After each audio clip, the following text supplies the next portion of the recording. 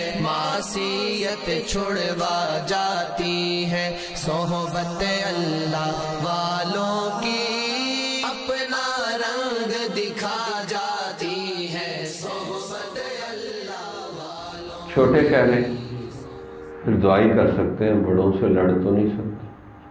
پہلے تو ان کو پیار محبت سے نقصان سمجھائیں کہ سود پہ لون لینا بربادی، اللہ سے جنگ ہے، ان کو عہد نکال کے دکھا دیں۔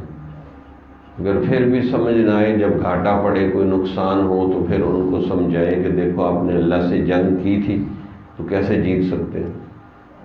تو لعنت ہی لعنت ہے، سود لعنت ہے، اس میں اتنی بڑی لعنت ہے کہ آپ تصور نہیں کر سکتے۔ بہت، یعنی اللہ نے، جہاں تک میرا علم ہے تو اللہ سب سے زیادہ سود والوں سے ناراض ہوا۔ فَأَذَنُوا بِحَرْبٍ مِّنَ اللَّهِ وَرَسُولِهِ، اللہ اور رسول سے جنگ کرنے کے لیے تیار ہو۔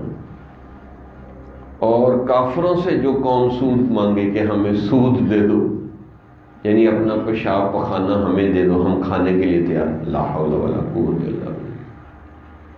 کتنے دماغ موف ہو گئے۔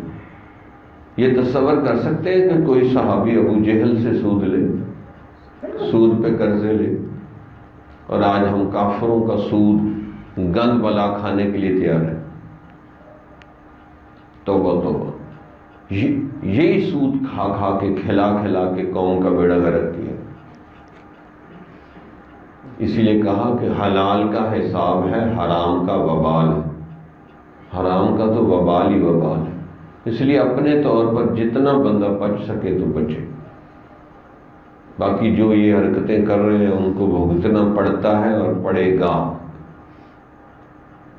اللہ تعالی ہمیں سود کی لعنت سے محفوظ فرمائے۔ جمال الوجود بذكر الإله وتصفو الحياة بنور هداه، جمال